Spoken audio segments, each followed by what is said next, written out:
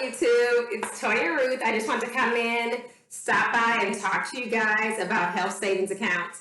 This is at the forefront of my mind right now because I just left the optometrist a few days ago. I do wear contacts.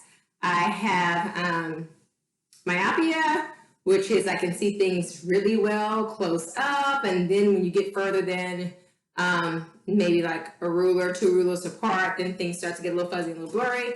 So I have been wearing contacts since I was about, I got my first pair of glasses when I was like about 10 or 11 years old, and my first contacts, my junior year of high school, I believe. So I've been wearing contacts for many, many years, over a decade. So I wanted to come and talk to you guys about health savings account because I had to use my health savings account when I went to the optometrist.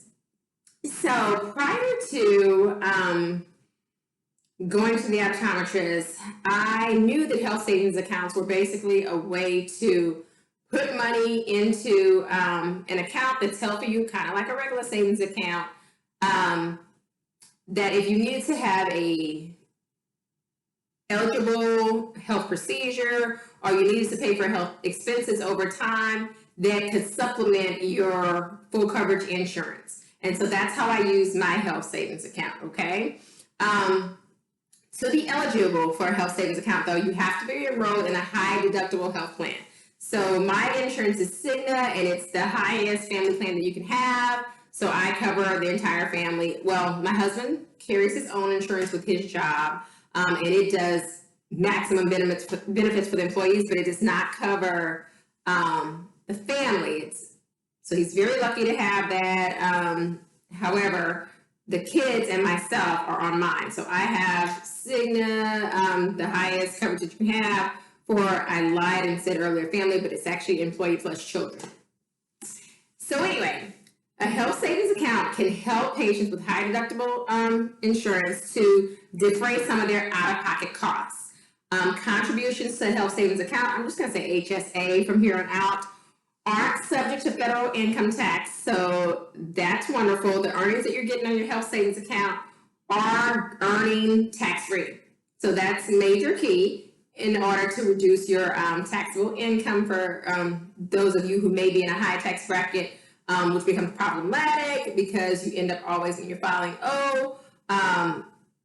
it's a way to preserve more of your money and use it for yourself. Okay. Contributions to the health savings account, generally we cover that, aren't grow tax free. They aren't subject to federal income taxes. Plus, the unspent money for your health savings account at the end of a year can be rolled over and available for future expenses. So you don't have to worry about like, hey, this year I didn't have a whole bunch of long-term maintenance. Like my one of my kids had asthma medications, even though he wasn't diagnosed with asthma. He had a nebulizer and asthma medication. He would wear this little dinosaur mask because he kind of had like chronic bronchitis. But as he grew out of that, we didn't have this ongoing expense from getting more and more ampules of the albuterol, something he needed from Apria, or them having to come out and show us how to use the nebulizer, things like that. And so we weren't spending as much from our health savings account on an annual basis. And, you know, some years you're going to have times where you're healthier than others.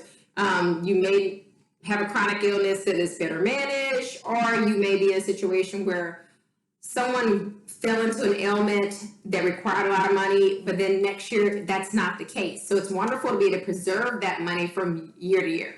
So that's a benefit of health savings accounts. Forgive me if I'm looking over here. I have some notes over here that I keep looking at. High deductible health plans, which are the requirement for health savings accounts, aren't always the best options for patients, especially those who expect to have significant health care expenses in the future. So those patients would be better off with an insurance plan that charges higher premiums up front but cover a greater percentage of the costs. Just so you know that little tidbit. There are a wide range of eligible expenses, from medical to dental to mental health services. You can actually log on for my health savings account. It comes with like a little card that looks like a debit card, and then there were enrollment instructions to download an app. So when you are purchasing something that is for medical expenses, dental expenses, or for behavioral health, mental health services, you can actually type in the app what you're going to spend money on, and then it will tell you if it's eligible. Or if you're on a website like Amazon, when you go to the checkout cart on Amazon, in light gray, right like around where the price is and where it says Prime, where you'll see how soon it's going to ship, it lets you know if it's HSA eligible. So Amazon tries to kind of troubleshoot that for you, but you can always check on your app as well. We've had acne medication that's been eligible, Band-Aids, like first aid, things like that. My contacts, when I got them, were HSA eligible. So let's go back to this doctor's appointment. So I do my first kind of triage via telemedicine, and my insurance is billed. I have VSP. And then I go into the doctor, and it's time to re-up my contacts.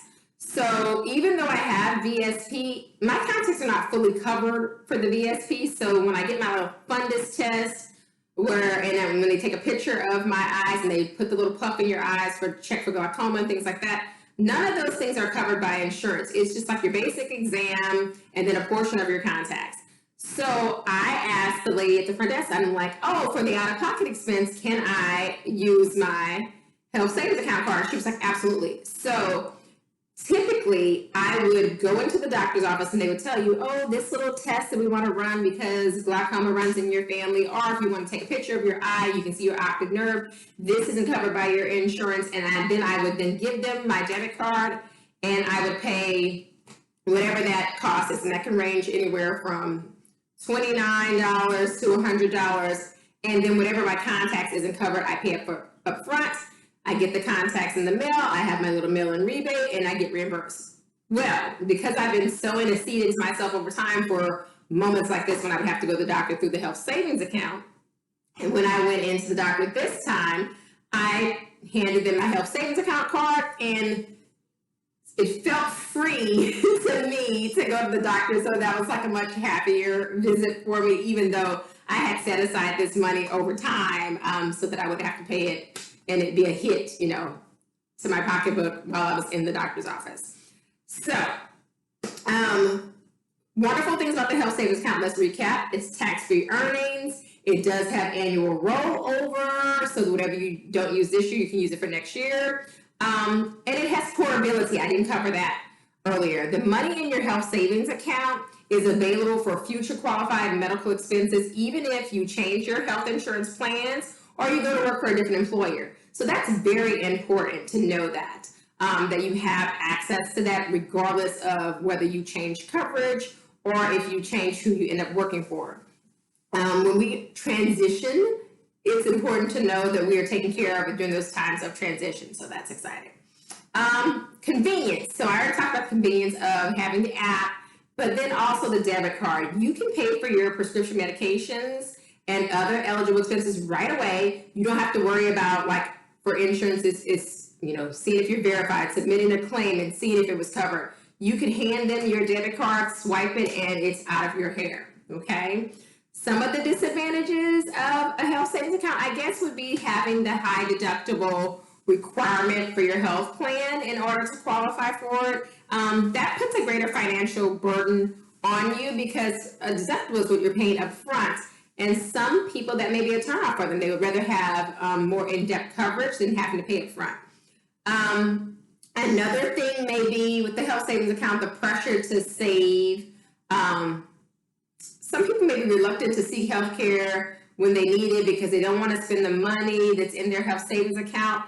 However, I'm like, I would rather prep over time by putting money every pay period into a health savings account than getting a hit that's like $200-$300 or even $400 or $500 when I used to wear glasses.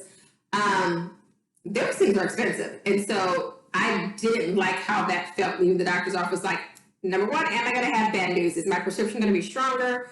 Number two, is it going to be the case that I'm also about to give you $500 of my money or $600 or $700, depending on whether or not I get prescription glasses, backup glasses, and sunshades that are all prescription.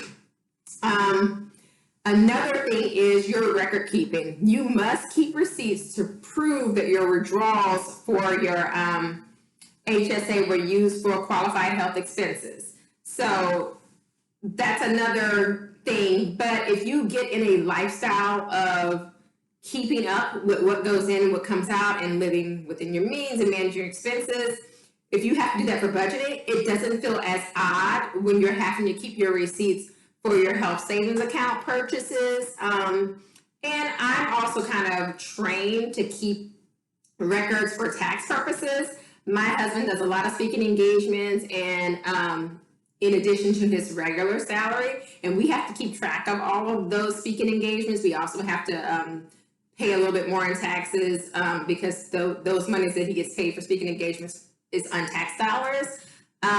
So I'm kind of used and accustomed to it, but I can understand how that could be annoying for some people who aren't used to that. It's a matter of embracing the change and willing to move and behave in a different way to train yourself to make that new change be more natural for you, okay? Another drawback is fees. My HSA account does not have a monthly maintenance fee or a per transaction fee, but that varies from HSA to HSA. So I would look into that if you are kind of fee averse to make sure that that's something, if you don't like it, that you're not getting stuck with, okay? So I would think about maybe talking to your HR director at your job if you haven't looked at all your benefits, and maybe sit down and before the next open enrollment period, talk about a health savings account, read up on it on your own prior to that. Talk to a financial advisor as well to see if that's something that would be beneficial to you. So I hope that you found the information in this video to be helpful. If you did, please comment, rate, and subscribe, and I will try to continually be consistent now that I have restarted this channel with uploads that help you with beauty, fashion, lifestyle, and finance. Thank you so much for watching. Bye.